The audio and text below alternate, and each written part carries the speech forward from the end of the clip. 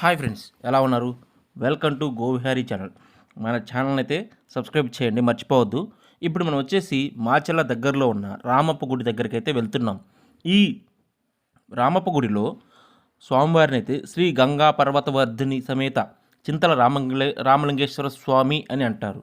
అయితే ఇప్పుడు మనం ఒకసారి ఇదైతే ఆలయ ప్రాంగణం, ఇదంతా వచ్చేసి ఇప్పుడు మనం ఒకసారి అయితే ఈ ఆలయం చుట్టూ చూసుకుంటా ఈ యొక్క ఆలయ చరిత్రను అయితే చెప్పుకుందాం. పూర్వం ద్వాపరయుగమున శ్రీ మహర్షి జమదగ్ని ఆశ్రమమున ఒకరోజు భార్య రేణుకాదేవి జలమునకు వెళ్ళి ఆలస్యంగా వచ్చిన కారణం తెలుసుకుని ఆ జమదగ్ని మహర్షి తల్లి శిరస్సును ఖండించమని కుమారులకు చెప్పగా వారు అంగీకరించలేదట. వారిని సమిధులకు వెళ్ళిన పరశురాముణ్ణి పిలిపించి తల్లి శిరస్సును సోదరుల యొక్క శిరస్సులను ఖండించమనగా మారు మాట చెప్పగా తల్లి సోదరుల శిరస్సులను ఖండించినట.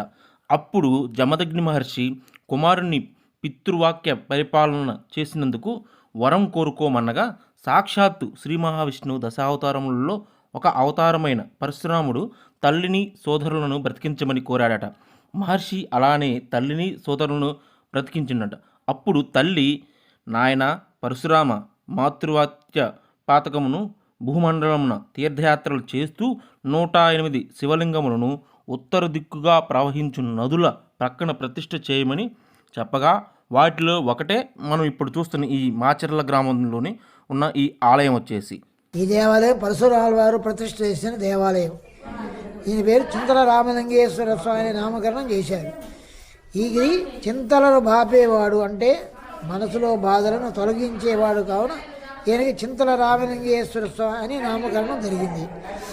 అంతకుముందు ఇంకో విధమైన కథాయకం ఏంటంటే, ఈయన పరశురాముల వారు ఇక్కడ చిన్న చింత చెట్లన్నీ ఉంటే ఈ చింత చెట్లన్నీ కొట్టించేసి దేవాలయం ప్రతిష్ఠ చేద్దామని నిర్ణయం చేసుకుంటే చింత చెట్లన్నీ స్వప్నంలో కనబడి మమ్మల్ని ఏం చేసావు, మేమేం చేసావు నీకు, మా చెట్లను నరికామని బాధపడుతుంటే మీ పేరు మీ ఊరికి పోకుండా చేస్తానని చెప్పి చింత చెట్టు పేరు కలిసి వస్తుంది, చింతల రామలింగేశ్వర నామకరణం చేశాడని ఒక వదంతి కూడా ఉన్నది.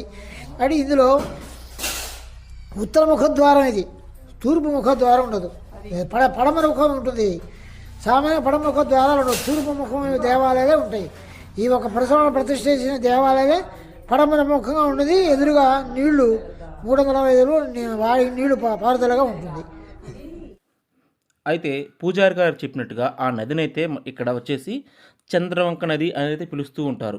అయితే ఈ ఆలయంలోని స్వామివారిని అయితే చింతల రామలింగేశ్వర స్వామి అని అయితే పిలుస్తూ ఉంటారు. ఎందుకంటే ఇక్కడికి వచ్చిన భక్తులని అయితే వాళ్ళ ఉన్న చింతలని అన్నిటినీ పోగొట్టే స్వామిగా అయితే ఇక్కడ ప్రజల నమ్మకం. ఎన్నో సంవత్సరాల నుంచి అయితే ఈ ఆలయం అయితే పూజలు అందుకుంటూ ఉంది. చూశారు కదా, ఇక్కడైతే చూడండి, ఇక్కడ అమ్మవారి విగ్రహం అయితే ఉంది, ఇక్కడ అమ్మవారు ఉన్నారు. ఇక ఈ ఆలయం మొత్తం అయితే చూస్తే ఇక్కడైతే మనకి ఏంటంటే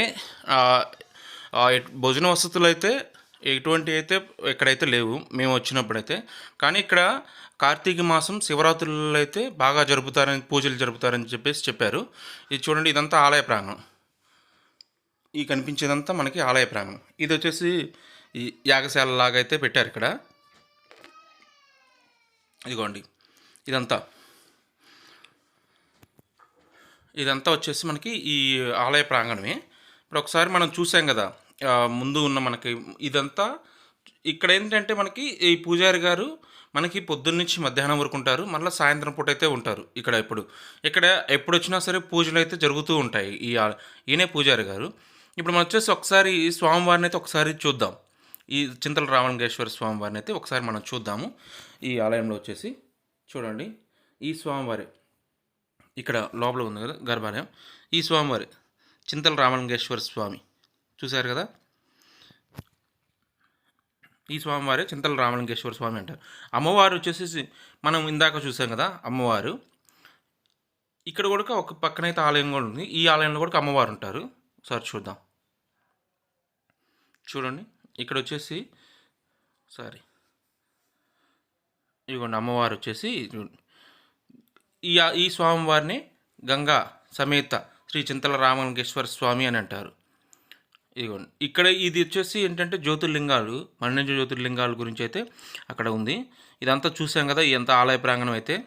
ఇక్కడ ఎప్పుడు వచ్చినా సరే పూజారి గారు అయితే ఉదయం నుంచి మధ్యాహ్నంలో వరకే ఉంటారు, సాయంత్రం పూట అయితే ఉంటారు. ఇది ఈ ఆలయం ఒక విశిష్టత అయితే. పూజారి గారి మాటలోనే ఉందాం కదా మనం. ఈ ఆలయాన్ని అయితే పరశురాములు ఈ యొక్క చింతల రామలింగేశ్వర స్వామిని అయితే ప్రతిష్ఠించారు ఈ ఆలయంలో వచ్చేసి. ఇది వచ్చేసి కళ్యాణ మండపం లాగా అయితే ఇక్కడ కట్టారు. ఇది ఎప్పుడో పురాతన ఆలయం కాబట్టి ఇక్కడ పూజలు అందుకుంటూ ఉన్నారు శ్రీ చింతల రామలింగేశ్వర స్వామి వారు. ఇది ఫ్రెండ్స్ ఈ వీడియోలో మనం తెలుసుకుంది. మరొక వీడియోలో మళ్ళా కలుద్దాం. Thanks for watching. ప్లీజ్ మన ఛానల్ అయితే సబ్స్క్రైబ్ చేయండి, మర్చిపోవద్దు. అదేవిధంగా మీ ఫ్రెండ్స్కి, ఫ్యామిలీ మెంబర్స్కి షేర్ చేసి వాచ్ అయితే కూడా సబ్స్క్రైబ్ చేయించండి. లైక్ చేయండి, కామెంట్ చేయండి. Thanks for watching. ఇక మనం ఇక్కడి నుంచి అయితే సత్రశాలకైతే వెళ్దాము. ఇదిగోండి మన బండి అయితే చూపిస్తాను చూడండి ఒకసారి. ఇది ఇక్కడి నుంచి అయితే దాదాపు 20 కిలోమీటర్లు అయితే ఉంటుందన్నారు. ఇది మన బండి. ఓకేనా? మన ఛానల్ అయితే సబ్స్క్రైబ్ చేయండి.